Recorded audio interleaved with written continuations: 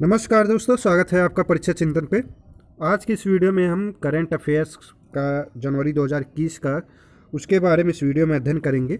Current affairs से related question जो है कम्पिटेटिव एग्जाम में पूछे जाते हैं। आप यूपी पीसीएस के एग्जाम दे रहे हो या यूपी ट्रिपल एससी हुआ, कोई भी एग्जाम दे रहे हैं, आने वाले दिनों में यूपी ट्रिपल एससी पेट का भी एग्जाम होने वाला है। तो करंट अफेयर्स से रिलेटेड क्वेश्चन जो है वो 5 से 6 महीने प्रीवियस जो है वो क्वेश्चन पूछे जाते हैं। तो आज की इस वीडियो में हम जनवरी मंथ का 2021 का जो है करंट अफेयर्स इस वीडियो में देखेंगे। तो जनवरी मंथ का जो करंट अफेयर्स है वो 2 वीडियो में हम लोग कवर करेंगे। फर्स्ट वीडियो में जो है हम राष्ट्रीय परिदृश्य, अंतर्राष्ट्रीय परिदृश्य, कोविड-19, उत्तर प्रदेश विशेष खेल एवं पुरस्कार से संबंधित जो महत्वपूर्ण तथ्य हैं उनको इस वीडियो में देखेंगे। नेक्स्ट वीडियो में कुछ और टॉपिक को कवर करते हुए जनवरी मंथ का जो कंप्लीट जो रहेगा करंट अफेयर्स वो कवर किया जाएगा। तो मंथली हम लोग दो वीडियो में आप लोगों को करंट अफेयर्स जो है वो प्रोवाइड कराएंगे। तो चलिए स्टार्ट करते हैं। अभी तक जिन्होंने टेलीग्राम ग्रुप नहीं ज्वाइन किया है वो टेलीग्राम ग्रुप को ज्वाइन कर सकते हैं। टेलीग्राम पे आप परीक्षा चिंतन सर्च करके वहाँ से ग्रुप को ज्वाइन कर सकते हैं, या डिस्क्रिप्शन बॉक्स में हम टेलीग्राम का लिंक शेयर कर देंगे, तो वहाँ से आपको ग्रुप जाके ज्वाइन कर सकते हैं। साथ ही साथ ये पीडीएफ और डेली जो क्विज शेयर किए जाते हैं ग्रुप में वो आप वहाँ से ज्वाइन करके उसका बेनिफिट ले सकते हैं। तो वीडियो कैसा लगा है वो कमेंट करके ज़रूर बताइएगा। जिन्होंने अभी तक चैनल को सब्सक्राइब नहीं किया वो सब्सक्राइब करें, लाइक करें, कमेंट करें।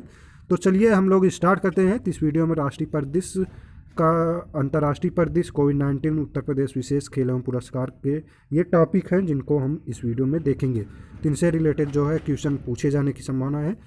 तो चलिए स्टार्ट करते हैं। तो पहला टॉपिक है हमारा राष्ट्रीय परिदृश्य। तो राष्ट्रीय परिदृश्य से रिलेटेड जो है इसमें है, पहला है 1 जनवरी 2021 को प्रधानमंत्री नरेंद्र मोदी ने वीडियो कॉन्फ्रेंसिंग के माध्यम से 6 राज्यों उत्तर प्रदेश, त्रिपुरा, झारखंड, तमिलनाडु, गुजरात और मध्य प्रदेश में लाइट हाउस परियोजना की आधारशिला रखी। तो ये कम्पिटेटिव एग्जाम की दृष्टिकोण से महत्वपूर्ण है। पूछा जा सकता है कि लाइट हाउस परियोजना की शुरुआत कब की गई। तो ये 1 जनवरी 2021 को की गई। किसके द्वारा की गई थी? तो भारतीय प्रधानमंत्री नरेंद्र मोदी के द्वारा वीडियो कॉन्फ्रेंसिंग के द्वारा की गई थी। कितने राज्यों के लिए की गई थी? ये 6 राज्यों में किया गया। तो ये आपको याद रखना है, एक एक पॉइंट इसमें से आपको याद रखना है कितने राज्यों के लिए किए गए, कौन कौन से राज्य उसमें सम्मिलित हैं और कब किया गया, किसके द्वारा किया गया। तो ये जो है आपको याद रखना है। तो इसमें जो है वो 1 जनवरी 2021 को जो है प्रधानमंत्री नरेंद्र मोदी ने वीडियो कॉन्फ्रेंसिंग के माध्यम से जो है वो भारत के 6 राज्यों में, तो वो 6 राज्य कौन कौन से हैं? तो उत्तर प्रदेश, त्रिपुरा, झारखंड, तमिलनाडु, गुजरात एवं मध्य प्रदेश में लाइट हाउस परियोजना की जो है वो आधारशिला रखी है। तो ये आपको याद रखना है। नेक्स्ट है तो 1 जनवरी 2021 को से 50,000 रुपये तक तथा उससे अधिक मूल्य की सभी चेक हेतु पॉजिटिव पे सिस्टम पीपीएस शुरू करने का निर्णय किसने लिया? तो ये जो है निर्णय पीपीएस सिस्टम जो है वो भारतीय रिजर्व बैंक द्वारा लिया गया है। तो ये आपको याद रखना है।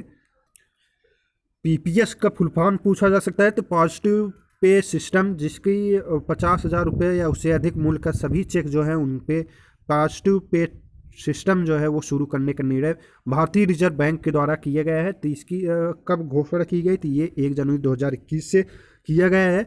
भारतीय रिजर्व बैंक की स्थापना जो है वो 1 अप्रैल 1935 ईस्वी को हुई थी। भारत की प्रथम, जिसे 1949 ईस्वी में इसे राष्ट्रीयकरण किया गया। तो ये भारत की राष्ट्रीय बैंक की जो है स्थापना जो हुई थी वो 1935 में हुई थी। ये आपको याद रखना है। तो भारतीय रिजर्व बैंक ने ही पॉजिटिव पे सिस्टम के द्वारा जो है 50,000 या उससे अधिक मूल्य के सभी चेक पे जो है वो पीपीएस सिस्टम जो है वो लागू कर दिए। अगला है 1 जनवरी 2021 को भारतीय रिजर्व बैंक ने डिजिटल भुगतान सूचकांक डीपीआई लॉन्च किया। तो ये आपको याद रखना है। डिजिटल भुगतान सूचकांक किसके द्वारा लॉन्च किया जाता है ये पूछा जा सकता है। तो ये भारतीय रिजर्व बैंक के द्वारा लॉन्च किया जाता है, आपको ये याद रखना है। 3 जनवरी 2021 से मध्य प्रदेश उच्च न्यायालय के न्यायाधीश मुख्य न्यायाधीश जस्टिस मोहम्मद रफ़ीक हैं। तो ये आपको याद रखना है कि नए मध्य प्रदेश उच्च न्यायालय के मुख्य न्यायाधीश कौन बने? तो वो मोहम्मद रफ़ीक बने। ये आपको याद रखना है। 3 जनवरी 2021 को इन्हें मध्य प्रदेश का उच्च न्यायालय का मुख्य न्यायाधीश बना दिया गया है, जस्टिस मोहम्मद रफ़ीक को। तो ये आपको याद रखना है। इसके बाद 5 जनवरी 2021 को जारी हेनरी पासपोर्ट इंडेक्स 2021 में लगातार तीसरे वर्ष प्रथम स्थान पर जापान 191, दूसरे स्थान पर सिंगापुर 190 और तीसरे स्थान पर जर्मनी और दक्षिण कोरिया 189, जबकि भारत को 50वीं या 58 रैंक प्राप्त हुई। तो ये आपको याद रखना है कि हेनरी पासपोर्ट इंडेक्स में प्रथम स्थान पे कौन था, तो वो जापान था, आपको याद रखना है। भारत का स्थान जो है वो 50वीं या 58 रैंक भारत की है 2021 हेनरी पासपोर्ट इंडेक्स में। तो ये आपको याद रखना है, भारत और जापान ये दोनों में से कोई भी दे दिया जा सकता है कि हेनरी पासपोर्ट इंडेक्स 2021 में प्रथम स्थान पे कौन था, तो जापान था। ये लगातार तीसरे वर्ष जो है वो 2020-2019 में भी यह प्रथम स्थान पे था हेनरी पासपोर्ट इंडेक्स में, जबकि भारत जो है 2021 में 58वीं या 50वीं रैंक जो है वो भारत की है। तो ये आपको याद रखना है। इसके बाद है 8 जनवरी 2021 को युवा प्रवासी भारतीय दिवस सम्मेलन का आयोजन किया गया, जिसका मुख्य विषय भारत और भारतीय डायस्पोरा के युवा अचीवर्स को एक साथ जोड़ना था। 9 जनवरी 2021 को वर्चुअल प्रारूप में इस सम्मेलन का 16वां संस्करण प्रवासी भारतीय दिवस कन्वेंशन आयोजित किया गया। इसका मुख्य विषय आत्मनिर्भर भारत में योगदान था। तो 8 जनवरी 2021 को जो है वो युवा प्रवासी भारतीय दिवस सम्मेलन का आयोजन किया गया था। ये आपको याद रखना है कि युवा प्रवासी भारतीय दिवस सम्मेलन का आयोजन कब किया जाता है, तो हर ईयर जो है वो 8 जनवरी को किया जाता है 2021 में। इसका मुख्य विषय क्या था, तो थीम क्या थी, तो ये आपको याद रखना है कि युवा भारतीय प्रवासी भारतीय दिवस सम्मेलन की थीम क्या है, भारत और भारतीय डायस्पोरा के युवा अचीवर्स को एक साथ जोड़ना।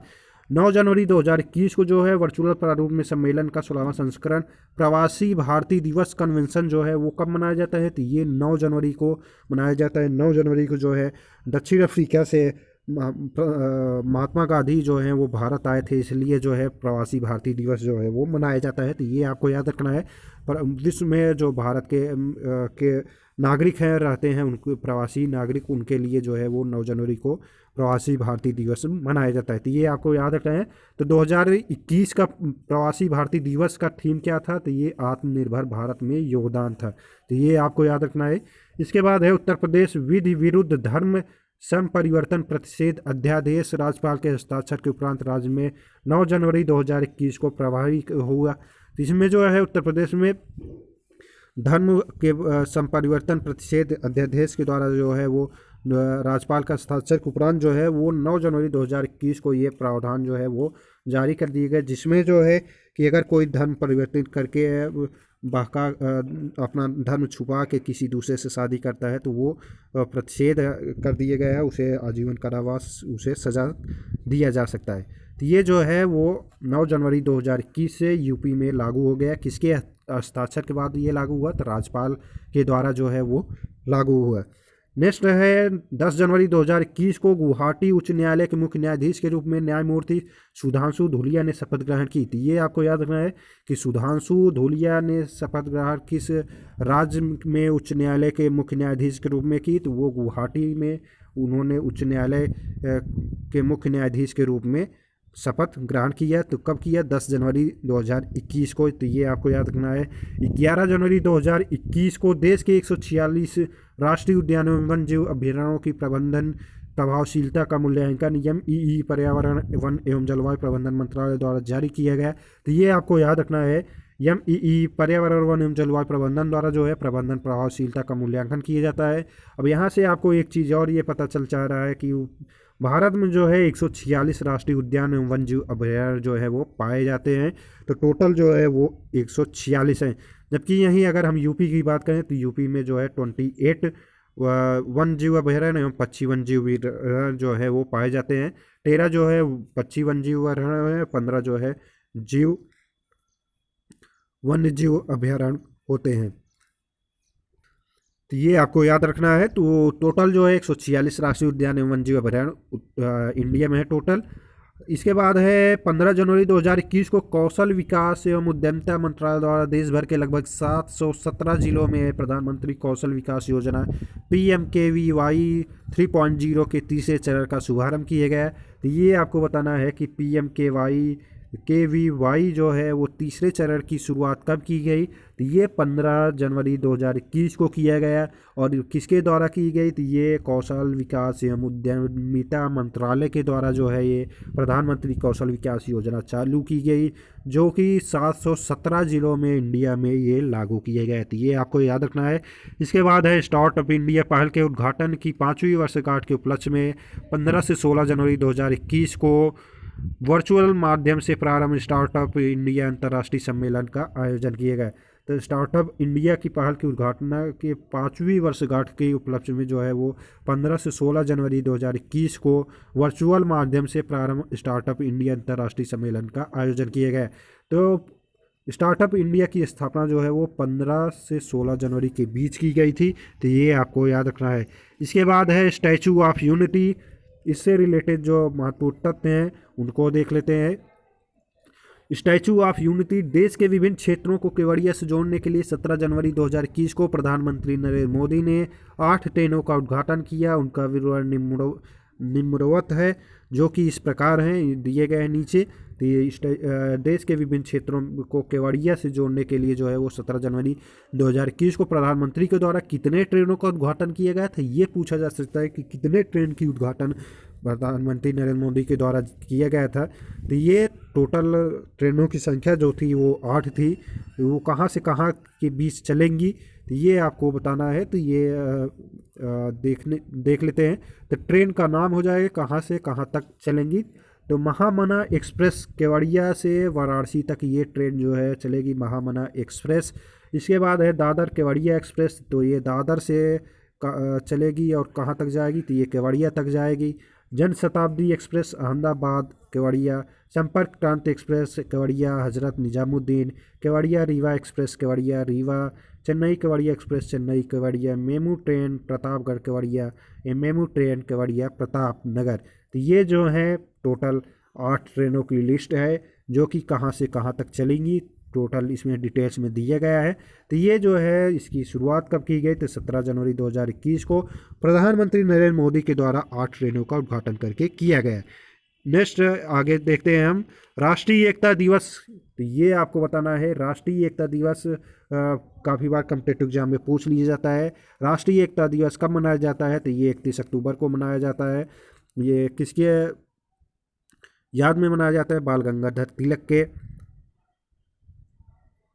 तो ये जो है राष्ट्रीय एकता दिवस 31 अक्टूबर 2020 को ये अवसर पर प्रधानमंत्री द्वारा समुद्री विमान सी प्लेन सेवा का उद्घाटन किया गया।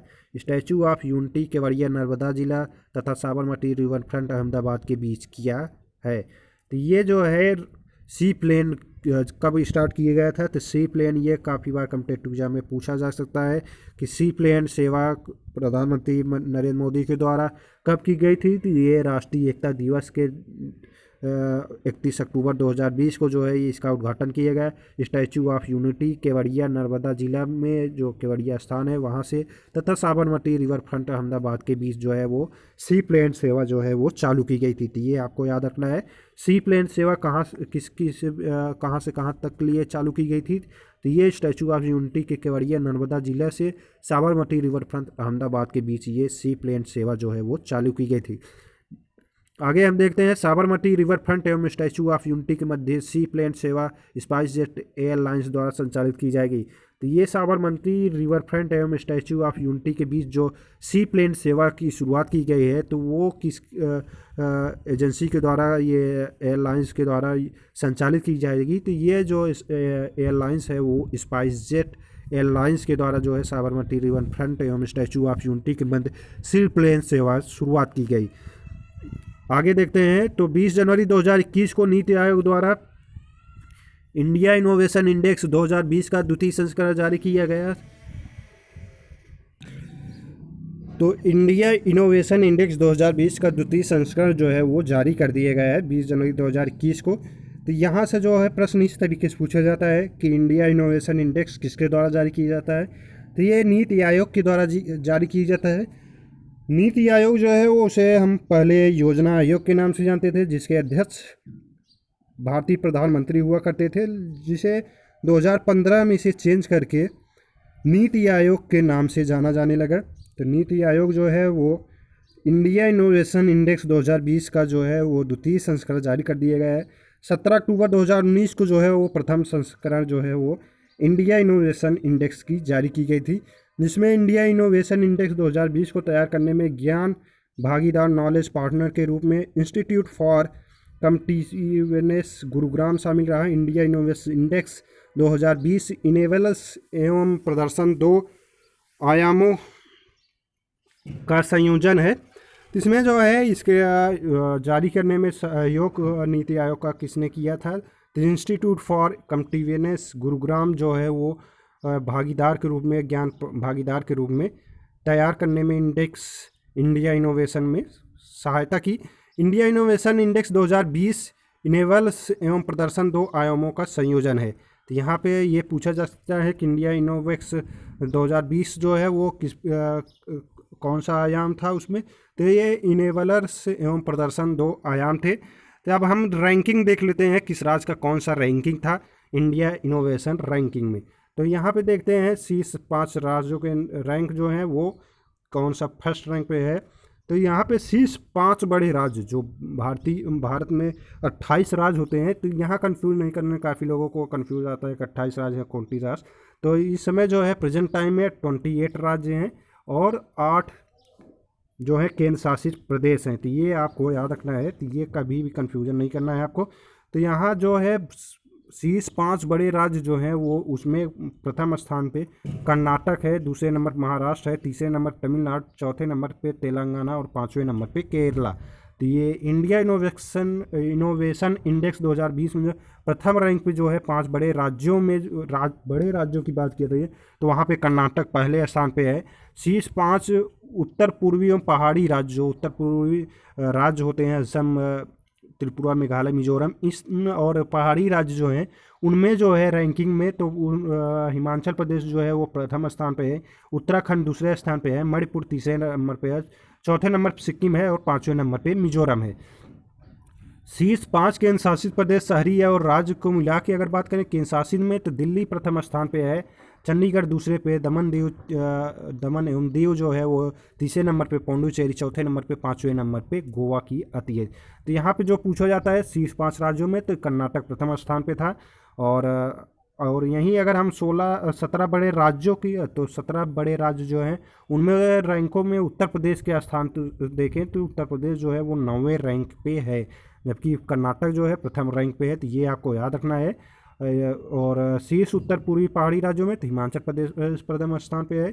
और अगर यहीं केंद्र शासित प्रदेश की बात करें तो यहाँ पे दिल्ली जो है वो प्रथम स्थान पे है इंडिया इनोवेशन इंडेक्स 2020 में। तो यहाँ आपको यूपी का जो है वो भी याद रखना है। तो यूपी जो है 17 बड़े राज्यों की रैंकिंग में जो है वो 9वें स्थान पे है इंडिया इनोवेशन इंडेक्स 2020 में। इसके बाद देख लेते हैं तो नेताजी सुभाष चंद्र बोस जिनकी जन्म की वर्षगांठ के उपलक्ष्य में 23 जनवरी को पराक्रम दिवस के रूप में मनाया जाएगा। तो इसकी घोषणा जो है वो 23 जनवरी 2021 को की गई। 23 जनवरी 2021 को पराक्रम दिवस के रूप में मनाया जाने लगा। तो ये किसके जन्म वर्ष पे मनाया जाता है? तो ये नेताजी सुभाष चंद्र के जन्म दिवस पे मनाया जाता है। नेताजी सुभाष चंद्र बोस जो हैं वो उनकी जन्म जो है वो 23 जनवरी को हुई थी। तो इसी को पराक्रम दिवस के रूप में मनाने की घोषणा जो है प्रधानमंत्री नरेंद्र मोदी के द्वारा की गई। नेताजी सुभाष चंद्र ने फॉरवर्ड ब्लॉक की स्थापना की थी। तो ये काफ़ी बार कॉम्पिटिटिव एग्जाम में पूछा जाता है, फॉरवर्ड ब्लॉक की स्थापना किसने की थी? नेताजी सुभाष चंद्र बोस ने की थी। इन्हें 1938 ईस्वी में राष्ट्रीय कांग्रेस के अध्यक्ष के रूप में निर्विरोध निर्वाचित किया गया था। तो ये काफ़ी बार कॉम्पिटिटिव एग्जाम में पूछा जाता है निर्विरोध निर्वाचित कब हुए थे? तो ये 1938 में हुए थे। तो ये आपको याद रखना है। 25 जनवरी 2021 को केंद्र सरकार ने गणतंत्र दिवस की पूर्व संध्या पर पद्म पुरस्कारों की घोषणा की, जिसमें 119 लोगों को इन पुरस्कारों के लिए चुना गया है, जिनमें से 7 को पद्म विभूषण और 10 को पद्म भूषण से सम्मानित किया जाएगा, जबकि 102 को पद्मश्री मिलेगा। गौरतलब है कि इस सूची में 29 महिलाएं और एक ट्रांसजेंडर जो है वो शामिल हैं। तो ये आपको याद रखना है कि पद्म पुरस्कार, पद्म विभूषण एवं पद्मश्री ये पुरस्कार जो है वो कब जारी किया जाता है? तो ये 25 जनवरी 2021 को पूर्व संध्या पे गणतंत्र दिवस के जारी किया गया, जिसमें 119 पुरस्कार दिए गए, जिसमें 7 जो है वो पद्म विभूषण है, जो कि भारत की द्वितीय बड़ी पुरस्कार है पद्म विभूषण। दूसरे नंबर पे 10 को पद्म भूषण से सम्मानित किए गए, जबकि 102 को पद्मश्री अवार्ड जो है वो दिया गया, जिसमें 29 महिलाएं शामिल थी और एक जो है ट्रांसजेंडर भी शामिल है। तो पद्म विभूषण से सम्मानित जो हैं उनके लिस्ट देख लेते हैं। तो पद्म विभूषण जो है 2021 शिंजो अबे जनसेवा जापान के प्रधानमंत्री जो हैं उनको दिया गया है। दूसरे नंबर पे है एसपी बाला सुब्रमण्यम मरणोपरांत इनको दिए गए, ये कला के क्षेत्र से संबंधित हैं, तमिलनाडु राज्य से रिलेटेड हैं। तीसरे नंबर पे डॉक्टर बेल्ले मुनप्पा हेगड़े, ये चिकित्सा से क्षेत्र से संबंधित है, तमिलनाडु राज्य से। चौथे नंबर पे है नरिंदर सिंह कपानी, विज्ञान और प्रौद्योगिकी, यूएस से। पाँचवें नंबर पे मौलाना वहीदुद्दीन खान, अध्यात्म, दिल्ली। एंड छठे नंबर पर बीबी लाल, पुरातत्व, दिल्ली। और सातवें नंबर पर सुदर्शन साहू, कला, उड़ीसा। तो यहाँ पे आपको याद रखना है शिंजो अम्बे, जनसेवा, जापान, इनको पद्म विभूषण से सम्मानित किया गया। ये जापान के प्रधानमंत्री हैं, तो इसलिए कॉम्पिटिटिव एग्जाम में पूछा जा सकता है। इसके बाद एसपी बाला सुब्रमण्यम, इनको मरणोपरांत दिया गया, इसलिए ये भी पूछा जा सकता है, तो ये आपको याद रखना है। तो ये पद्म विभूषण की लिस्ट है। इसके बाद अब हम देख लेते हैं जनवरी 2021 में केंद्र सरकार द्वारा 144 मेगावाट की 8 जल विद्युत परियोजना को केंद्र शासित प्रदेश लद्दाख में मंजूरी दी गई थी। ये आपको याद रखना है कि जनवरी 2021 में केंद्र सरकार द्वारा 144 मेगावाट की 8 जल विद्युत परियोजना को कहाँ पे शुरुआत की गई, तो ये केंद्र शासित प्रदेश लद्दाख में इसकी शुरुआत की गई। तो ये आपको याद रखना है, केंद्र शासित प्रदेश लद्दाख, जो कि जम्मू कश्मीर को विभाजित करके 2 केंद्र शासित प्रदेशों में डिवाइड कर दिए गए। तो ये केंद्र शासित प्रदेश लद्दाख में जो है वो 8 जल विद्युत परियोजनाओं की शुरुआत की गई, जो कि 144 मेगावाट की विद्युत उत्पन्न करेंगी। इसके बाद है जलवायु परिवर्तन सूचकांक 2021 में शीर्ष स्थान पर स्वीडन, चौथी रैंक है। जलवायु परिवर्तन प्रदर्शन सूचकांक 2021 में प्रथम 3 स्थान जो है वो रिक्त रखे जाते हैं। तो ये जलवायु परिवर्तन सूचकांक 2021 जो है उसमें प्रथम स्थान पे जो है वो स्वीडन है, जिसकी रैंक जो है वो चौथे स्थान पे 1, 2, 3 जो है वो खाली रखी जाती हैं। ये तीनों रैंक जो है वो खाली रहती है। चौथे नंबर पे जो है वो स्वीडन है, तो इसलिए फर्स्ट रैंक जो बनता है वो स्वीडन का है। तो ये आपको याद रखना है कि जलवायु परिवर्तन प्रदर्शन सूचकांक 2021 में प्रथम स्थान पे कौन है, तो स्वीडन है। और जबकि भारत का स्थान जो है वो 10वां स्कोर है और 63.9 अंक जो हैं उसको मिले हैं। अंतिम स्थान पर जो है वो संयुक्त राज्य अमेरिका है। तो ये आपको याद रखना है कि जलवायु परिवर्तन प्रदर्शन सूचकांक में प्रथम स्थान पर स्वीडन हो जाएगा, भारत का स्थान जो है वो 10वां है और सबसे अंतिम स्थान पर जो है वो संयुक्त राज्य अमेरिका है। उच्च प्रदर्शन करने वाले G20 समूह के 2 सदस्य जो हैं वो हैं यूके एवं भारत। तो ये आपको याद रखना है। इसके बाद है जलवायु परिवर्तन सूचकांक 2021 में 57 देशों में यूरोपीय यूनियन को 4 श्रेणियों में डिवाइड किया गया, जिनमें ग्रीन हाउस गैस उत्सर्जन, नवीकरण ऊर्जा प्रयोग तथा जलवायु नीति के आधार पर रैंकिंग प्रदान की गई। तो जलवायु परिवर्तन प्रदर्शन सूचकांक जो है वो 2021 में 57 देशों एवं यूरोपियन यूनियन को 4 श्रेणियों में डिवाइड करके ये रैंकिंग दी गई, जिसमें ग्रीन हाउस गैस उत्सर्जन, नवीकरणीय ऊर्जा, तो ये सभी जो हैं वो आपको याद रखना है। इसके बाद है 30 दिसंबर 2020 को केंद्रीय गृह मंत्रालय द्वारा अफस्पा कानून के अंतर्गत 6 माह के लिए नागालैंड को आसान क्षेत्र किया गया। तो ये आपको याद रखना है कि अफस्पा कानून के अंतर्गत 6 माह के लिए किसको आसान क्षेत्र के रूप में घोषित किए गए, तो ये नागालैंड को आसान क्षेत्र के रूप में घोषित किया गया। कब किया गया, 30 दिसंबर 2020 को। किसके द्वारा, तो ये केंद्रीय गृह मंत्रालय के द्वारा जो है वो अफस्पा कानून के तहत जो है वो नागालैंड को आसान घोषित किया गया। इसके बाद है 29 दिसंबर 2020 को नई सौर ऊर्जा नीति 2021 की घोषणा जो है वो गुजरात सरकार ने की। तो ये आपको बताना है कि याद रखना है नई सौर ऊर्जा नीति किसके द्वारा घोषित की गई, तो ये गुजरात सरकार के द्वारा की गई है। इसके बाद जो महत्वपूर्ण है ये है भारत की 7वीं किसान रेल को 28 दिसंबर 2020 को रवाना किए गए। ये कहाँ के लिए रवाना की गई, तो ये जो है वो पश्चिम बंगाल के लिए रवाना की गई है 7वीं रेल योजना, जिसमें विभिन्न फल, सब्जियों एवं दूध को बंगाल के कोलकाता शहर तक पहुंचाने के लिए भारत सरकार द्वारा जो है 7वीं किसान रेल को रवाना किए गए। इसमें जो है भारत सरकार द्वारा किसान रेल सेवा को जो है उसका परिचालन शुरू किया गया। इसके बाद है 26 दिसंबर 2020 को राष्ट्रपति रामनाथ द्वारा उद्घाटित INS खुखरी स्मारक द्वीप में स्थित है। तो ये जो है 26 दिसंबर 2020 को राष्ट्रपति रामनाथ द्वारा उद्घाटित IN खुसरी जो है वो स्मारक दीव में स्थित है, तो ये आपको याद रखना है। INS खुदरा कहाँ पे है, तो ये स्मारक दीव में है। इसके बाद है उत्तर प्रदेश के मुख्यमंत्री योगी आदित्यनाथ ने प्रतिवर्ष 27 दिसंबर को सभी स्कूलों में साहिबजादा दिवस मनाए जाने की घोषणा की थी। ये आपको याद रखना है। साहिबजादा दिवस कब मनाया जाएगा, तो ये 27 दिसंबर को मनाया जाएगा। ये किस राज्य के द्वारा घोषित किया गया, तो ये उत्तर प्रदेश के द्वारा घोषित किया गया। साहिबजादा जो है वो 4 पुत्र थे। तो उत्तर प्रदेश के मुख्यमंत्री आदित्य योगी नाथ के द्वारा जो है 27 दिसंबर को सभी स्कूलों में जो है वो साहिबजादा दिवस मनाने की घोषणा की गई, जो कि सिख गुरुओं के इतिहास को स्कूली पाठ्यक्रम में शामिल करने वाला प्रथम राज्य भी बन गया है उत्तर प्रदेश। तो ये भी आपको याद रखना है कि सिख गुरुओं के इतिहास को स्कूली पाठ्यक्रम में शामिल करने वाला प्रथम राज्य कौन सा है, तो वो है उत्तर प्रदेश।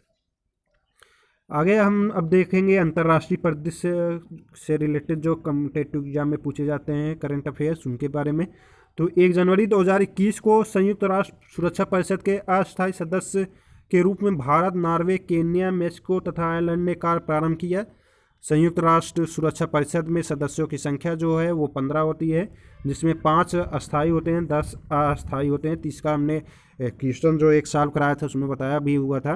तो इसमें जो है 1 जनवरी 2021 को संयुक्त राष्ट्र सुरक्षा परिषद के अस्थायी सदस्य के रूप में जो है भारत को भी चुना गया है। भारत, नॉर्वे, केन्या, मेक्सिको एवं आयरलैंड, तो ये 5 जो है वो अस्थायी सदस्य के रूप में चुने गए हैं संयुक्त राष्ट्र सुरक्षा परिषद में। तो ये लिस्ट आपको याद रखना है, 5 आपको याद रखना है कौन कौन से देश हैं जिनको संयुक्त राष्ट्र सुरक्षा परिषद की अस्थायी सदस्य के रूप में चयन किया गया, उनको कार्य जो है वो प्रारंभ किया। तो ये जो है भारत, नॉर्वे, केन्या, मेक्सिको तथा आयरलैंड होते हैं। संयुक्त राष्ट्र सुरक्षा परिषद जो है सदस्यों की संख्या जो है वो 15 होती है, जिसमें में से 5 जो हैं वो अस्थायी होते हैं, जबकि 10 जो होते हैं वो अस्थायी होते हैं। तो ये आपको याद रखना है।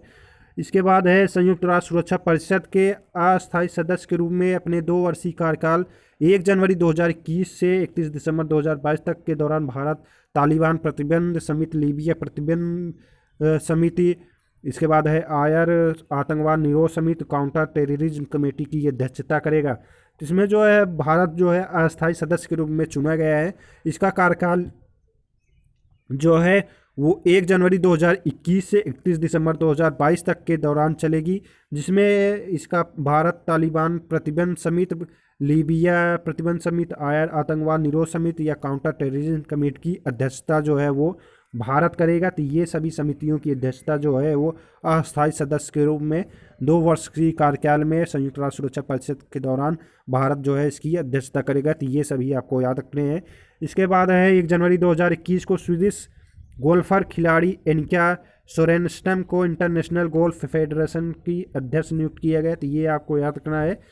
इंटरनेशनल गोल्फ फेडरेशन के अध्यक्ष नियुक्त किसे किए गए, तो एनिका सोरेनस्टम को, जो कि स्वीडिश गोल्फर खिलाड़ी है। तो ये भी आपको याद रखना है। आगे है 7 जनवरी 2021 को जारी वर्ष 2020-21 हेतु राष्ट्रीय आय के प्रथम अग्रिम अनुमानों में GDP की वास्तविक विकास दर जो है वो -7.7% अनुमानित की गई है। तो ये आपको याद रखना है कितनी अनुमानित की गई है, -7.7%, जो कि प्रथम अग्रिम अनुमान में GDP का जो है वास्तविक विकास दर है राष्ट्रीय आय में। तो ये 7 जनवरी 2021 को जारी किया गया है। इसके बाद है ब्रिटेन के प्रधानमंत्री बोरिस जॉनसन ने जनवरी 2021 में अपनी प्रस्तावित भारत यात्रा जो है वो रद्द कर दी। बोरिस जॉनसन जो थे वो कहाँ के प्रधानमंत्री हैं, ब्रिटेन के। इनका जनवरी में जो है वो 26 जनवरी को आने वाले थे भारत में।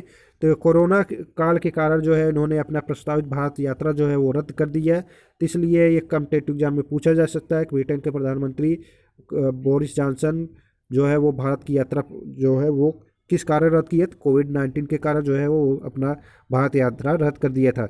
इसके बाद जो है पूछा जाता है 47वें G7 शिखर सम्मेलन 2021 का आयोजन कहाँ पे प्रस्तावित है, तो ये ब्रिटेन में प्रस्तावित है। तो ये आपको याद रखना है। 47वें G7, यहाँ G20 की बात नहीं की जा रही, G7 की बात की जा रही है। तो G7 शिखर सम्मेलन 2021 का आयोजन जो है वो ब्रिटेन में प्रस्तावित है। इसके बाद है जनवरी 2021 में भारत ने उष्णकटिबंधीय चक्रवात यासा से प्रभावित फिजी देश को मानवीय सहायता एवं आपदा सामग्री पहुंचाई। तो ये जो है अब यहाँ से आपको एक चीज़ और मिल जा रही है कि उष्णकटिबंधीय चक्रवात एवं शीतोष्णकटिबंधीय चक्रवात चक्रवात जो होते हैं वो दो तरीके से होते हैं। उष्णकटिबंधीय चक्रवात होते हैं, शीतोष्णकटिबंधीय चक्रवात होते हैं। तो यासा जो चक्रवात है वो उष्णकटिबंधीय चक्रवात है। तो ये आपको याद रखना है, यासा कौन सी चक्रवात थी, उष्णकटिबंधीय चक्रवात थी। और इससे प्रभावित देश कौन था, तो वो फिजी देश था। तो ये आपको याद रखना है। उष्णकटिबंधीय चक्रवात से रिलेटेड हमने वीडियो डाला है, तो वहाँ से जाके देख सकते हैं। इसके बाद है वर्ष 2021 को संयुक्त राष्ट्र ने सतत विकास के लिए रचनात्मक अर्थव्यवस्था के रूप में अंतर्राष्ट्रीय वर्ष घोषित किया है। तो वर्ष 2021 को संयुक्त राष्ट्र ने जो है वो सतत विकास के लिए रचनात्मक अर्थव्यवस्था के रूप में अंतर्राष्ट्रीय वर्ष के रूप में घोषित किया है। तो ये आपको याद रखना है कि वर्ष 2021 संयुक्त राष्ट्र ने किस रूप में घोषित किया है, किस वर्ष के रूप में बनाने की घोषणा की है। तो ये है international year of creative economy for sustainable development. तो ये आपको याद रखना है, सतत विकास के लिए रचनात्मक अर्थव्यवस्था के रूप में अंतर्राष्ट्रीय संयुक्त राष्ट्र ने इसकी घोषणा की है। इसके बाद है तेल आयात खर्च के साथ कार्बन डाइऑक्साइड एवं हाइड्रोजन इत्यादि के उत्सर्जनों को कम करने के लिए भारत सरकार द्वारा E20 ईंधन प्रस्तावित है। तो ये आपको याद रखना है कि तेल आयात खर्च को जो है कम करने के साथ साथ कार्बन डाइऑक्साइड एवं हाइड्रोजन इत्यादि के उत्सर्जन जो है उनको कम करने के लिए भारत सरकार ने E20 ईंधन जो है वो प्रस्तावित किया है। इसके बाद है 31 दिसंबर 2020 को एग्रो इंडिया हैकथॉन के पहले संस्करण का उद्घाटन जो है वो कृषि एवं किसान कल्याण मंत्रालय भारत सरकार द्वारा किया गया है। तो ये किसके द्वारा किया गया है, तो एग्रो इंडिया हैकथॉन ये जो संस्करण है उसका उद्घाटन किसके द्वारा किया गया, तो कृषि एवं किसान कल्याण मंत्रालय भारत सरकार द्वारा किया गया। कब किया गया, तो 31 दिसंबर 2020 को किया गया। तो ये आपको याद रखना है कि पूछा जा सकता है कृषि एवं किसान कल्याण मंत्रालय भारत सरकार द्वारा पहले संस्करण का उद्घाटन एग्रो इंडिया हैकथॉन के कहाँ पे की गई, तो 31 दिसंबर 2020 को की गई। इसके बाद है दिसंबर 2020 में रोमानिया के नए प्रधानमंत्री जो हैं वो फ्लोरिन सीटू निर्वाचित हुए। तो ये आपको याद रखना है कि रोमानिया के प्रधानमंत्री कौन निर्वाचित हुए, तो फ्लोरिन सीटू हुए। तो ये आपको याद रखना है।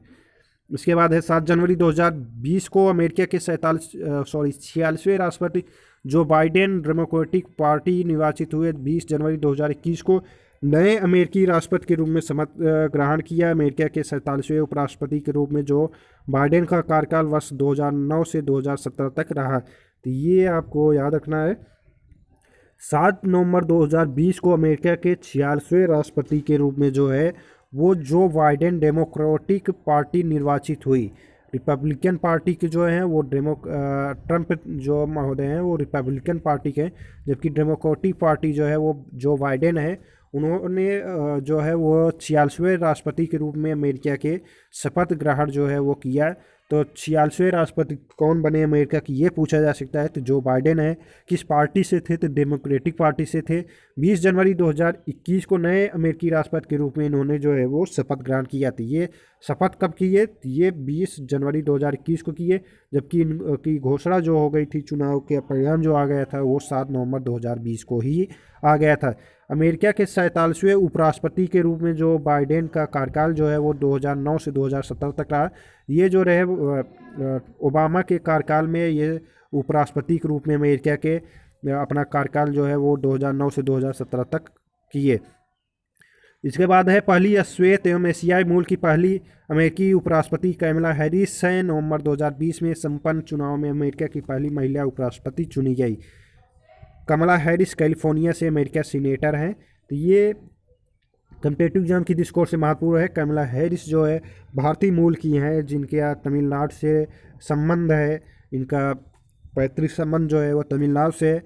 तो ये जो है पहली अश्वेत एशियाई मूल की पहली अमेरिकी उपराष्ट्रपति हैं। तो ये आपको याद रखना है, पहली अमेरिकी उपराष्ट्रपति जो है वो महिला अश्वेत एवं एशियाई मूल की, तो वो कौन थी, कैमला हैरिस थी, जिनका चुनाव जो है नवंबर 2020 में संपन्न चुनाव में अमेरिका की पहली महिला उपराष्ट्रपति चुनी गई थी। ये भी आपको याद रखना है कि अमेरिका की पहली उपराष्ट्रपति महिला कौन बनी, तो वो कमला हैरिस बनी। तो ये आपको याद रखना है। कैमला हैरिस जो है वो कैलिफोर्निया से अमेरिकी सीनेटर हैं। तो ये आपको याद रखना है, कहाँ से ये हैं, तो कैलिफोर्निया से अमेरिका की सीनेटर के रूप में चुनी गई हैं। तो ये जो है पहली महिला उपराष्ट्रपति हैं अमेरिका की। तो ये आपको याद रखना है। इसके बाद नेक्स्ट टॉपिक है हमारा कोविड-19। Messrs serum institute of India Pune एवं मेसर्स भारत बायोटेक जिनके द्वारा विकसित कोविड-19 टीके के प्रतिबंधित आपातकालीन उपयोग का भारतीय औषध महानियंत्रक DCGI द्वारा 3 जनवरी 2021 को मंजूरी प्रदान कर दी गई। तो Messrs serum institute of India Pune एवं मेसर्स भारत बायोटेक के द्वारा जो विकसित कोविड-19 टीके थे उनको जो है 3 जनवरी 2021 को मंजूरी प्रदान कर दी गई।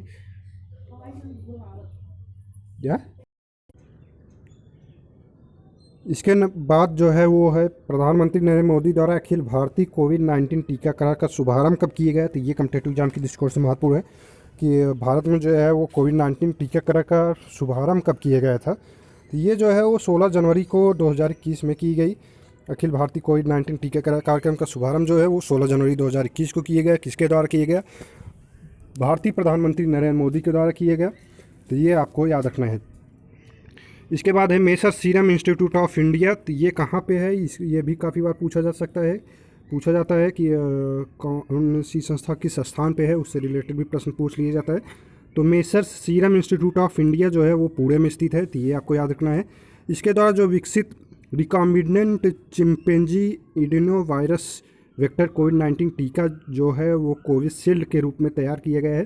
तो ये कोविशील्ड जो है वो बनाया गया है किससे? Recombinant chimpanzee adeno virus vector जो है उसके द्वारा जो है वो कोविड-19 टीका जो है वो बनाया गया है messrs serum institute of India के द्वारा। तो ये आपको याद रखना है। ये काफ़ी पूछा जा सकता है कि recombinant chimpanzee adeno virus vector कोविड-19 टीका किसके द्वारा बनाया गया? तो Messrs serum institute of India के द्वारा। और इसका नाम जो दिया गया है वो दिया गया है कोविशील्ड। तो ये आपको याद रखना है। कोविशील्ड किस के द्वारा विकसित की गई है? तो ये messrs serum institute of India के द्वारा विकसित की गई है। तो ये सभी जो है आपको याद रखने हैं।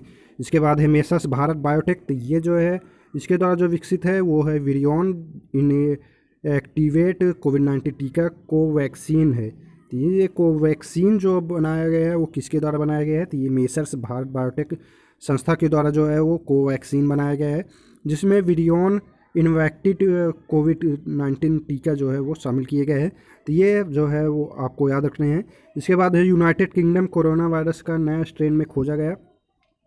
यूनाइटेड किंगडम कोरोना वायरस का नया स्ट्रेन जो है वो खोजा गया है यूनाइटेड किंगडम के द्वारा। तो ये आपको याद रखना है। इसके बाद है यूके में मिले कोरोना वायरस के नए स्ट्रेन का नाम जो है वो क्या रखा गया है? यूनाइटेड किंगडम द्वारा जो नया स्ट्रेन खोजा गया है तो उसका नाम क्या दिया गया है? तो उसका नाम जो है VUI 2020-12-01 या B117 दिया गया है। तो ये आपको याद रखने हैं। तो ये नया स्ट्रेन जो है वो क्या नाम है यूनाइटेड किंगडम द्वारा जो खोजा गया है? तो B.1.1.7। तो ये हैं आपको याद रखने हैं। इसके बाद अब हम देखते हैं उत्तर प्रदेश स्पेशल जो है उत्तर प्रदेश से रिलेटेड करंट अफेयर्स। तो फरवरी 2021 में अंतर्राष्ट्रीय पक्षी महोत्सव कहाँ पर आयोजित किया गया? तो अंतर्राष्ट्रीय पक्षी महोत्सव जो है वो गोरखपुर में मनाया गया। तो ये आपको याद रखना है। फरवरी 2021 में जो है अंतर्राष्ट्रीय पक्षी महोत्सव जो है वो मनाया गया। इसके बाद है भारत सरकार द्वारा फोर्टिफाइड राइस योजना हेल्थ पायलट प्रोजेक्ट के अंतर्गत चंदौली जिला जो है वो चयनित किए गए हैं। तो ये आपको याद रखना है कि फोर्टिफाइड राइस योजना हेल्थ पायलट प्रोजेक्ट जिला कौन सा है? तो चंदौली जिला है। ये भारत सरकार द्वारा चयनित किए गए हैं। तो ये आपको याद रखना है। अब हम देख लेते हैं खेल एवं पुरस्कार से संबंधित जो कि कॉम्पिटिटिव एग्जाम की दृष्टिकोण से महत्वपूर्ण है। बॉर्डर गावस्कर ट्रॉफी 2020-21 17 दिसंबर 2020 से 19 जनवरी 2021 तक ये बॉर्डर गावस्कर ट्रॉफी खेली गई, जो कि भारत और ऑस्ट्रेलिया के बीच खेली गई, जिसमें 4 टेस्ट मैचों की श्रृंखला का विजेता भारत 2-1 से है। प्लेयर ऑफ द सीरीज जो बने वो पैट कमिंस बने थे। ये आपको याद रखना है। इसके बाद जो है श्रृंखला का पहला मैच जो है वो एडिलेड में खेला गया, जिसमें विजेता जो थी वो ऑस्ट्रेलिया थी। 8 विकेट से ऑस्ट्रेलिया ने प्रथम मैच जीता था श्रृंखला का, जिसमें भारतीय टीम दूसरी पारी में महज 36 रन पर ही सिमट गई थी। तो ये महत्वपूर्ण है। टेस्ट क्रिकेट में भारत का न्यूनतम स्कोर जो है वो 36 है। ये आपको याद रखना है। श्रृंखला का दूसरा मैच जो था वो मेलबर्न में खेला गया था। मेलबर्न में जो है ये खेला गया, जिसमें भारत जो है वो 8 विकेट से जीता, जिसमें शुभम गिल और मोहम्मद सिराज का टेस्ट क्रिकेट में पर्दापण हुआ था। ये भी पूछा जा सकता है सेकंड क्रिकेट टेस्ट मैच में जो है वो किसका पर्दापण हुआ था? तो शुभम गिल एवं मोहम्मद सिराज का टेस्ट क्रिकेट में पर्दापण हुआ। भारत और ऑस्ट्रेलिया के मध्य जो था ये 100वां टेस्ट मैच था। ये भी एग्जाम की दृष्टिकोण से महत्वपूर्ण है। 100वां टेस्ट मैच भारत का किसके बीच खेला गया था? भारत और ऑस्ट्रेलिया के बीच कहाँ खेला गया था? मेलबर्न में खेला गया था। तीसरा श्रृंखला जो था वो अनिर्णित था, जिसमें नवदीप सैनी को टेस्ट क्रिकेट में पदार्पण किया था। क्लेयर पेलोसेक ऑस्ट्रेलिया बतौर चौथे अंपायर के रूप में पुरुष टेस्ट क्रिकेट में अंपायरिंग करने वाली पहली विश्व की महिला अंपायर बनी थी। ये आपको याद रखने, क्लेयर पोलोसेक ऑस्ट्रेलिया की बतौर चौथे अंपायर के रूप में जो है उन्होंने पुरुष टेस्ट क्रिकेट में जो है वो अंपायरिंग करने वाली विश्व की पहली महिला अंपायर बनी थी। ये पहली महिला अंपायर बनी पुरुष टेस्ट क्रिकेट में अंपायरिंग करने वाली। तो कौन थी? तो ये क्लेयर पोलोसेक थी, जो कि ऑस्ट्रेलिया की थी। इसके बाद है श्रृंखला का चौथा और आखिरी मैच। तो ये जो है ब्रिस्बेन में खेला गया, जिसमें भारत जो है 3 विकेट से ये मैच जीता। इसमें जो है टी नटराजन एवं वाशिंगटन सुंदर का टेस्ट क्रिकेट में जो है वो पदार्पण हुआ। इसमें टी नटराजन सबसे कम दिनों 44 दिनों के अंतराल पर अंतर्राष्ट्रीय क्रिकेट के तीनों प्रारूपों में पदार्पण करने वाले भारतीय खिलाड़ी बने। तो ये जो टी नटराजन है, सबसे कम दिनों में 44 दिनों के अंतराल पर अंतर्राष्ट्रीय क्रिकेट के तीनों फॉर्मेट में जो है वो भारतीय खिलाड़ी बने। इसके बाद है वर्ष 1988 के बाद से गाबा के मैदान पर ऑस्ट्रेलिया की यह पहली हार थी। ये भी पूछा जा सकता है, काफ़ी इंपॉर्टेंट के दृष्टिकोण से महत्वपूर्ण है। इसके बाद ऋषभ पंत ने 27वीं पारी में टेस्ट क्रिकेट में 1000 रन पूरे किए। तो ये 27वीं पारी थी ऋषभ पंत की, जिसमें उन्होंने 1000 रन जो है वो टेस्ट के पूरे किए। और ये कम पारियों में आंकड़ा छूने वाले भारतीय विकेट कीपर भी बने थे। ये जो विकेट कीपर बल्लेबाज होते हुए इन्होंने कम पारियों में 1000 रन पूरा किए, तो इसलिए भी महत्वपूर्ण है। इसके बाद लगातार तीसरी बार भारत ने बॉर्डर गावस्कर ट्रॉफी अपने नाम की थी। ये भारत और बॉर्डर गावस्कर ट्रॉफी जो है वो भारत ने लगातार तीसरी बार जो है वो अपने नाम की। बीसीसीआई द्वारा 5 करोड़ रुपये के इनाम राशि घोषित की गई थी। बीसीसीआई ने 5 करोड़ की राशि जो है इनाम के रूप में घोषित की है बॉर्डर ट्रॉफी इंडिया को जीतने के उपलक्ष्य में। तो ये कुछ महत्वपूर्ण करंट अफेयर्स थे जनवरी दिसंबर से रिलेटेड। नेक्स्ट वीडियो में जो और कुछ टॉपिक बचे हुए हैं करंट के, वो लेके आप लोगों के बीच उपलब्ध होंगे। वीडियो पसंद आए लाइक सब्सक्राइब शेयर जरूर करें, कमेंट करके ज़रूर बताएं। वीडियो को ज़्यादा से ज़्यादा शेयर करें। वीडियो देखने के लिए धन्यवाद।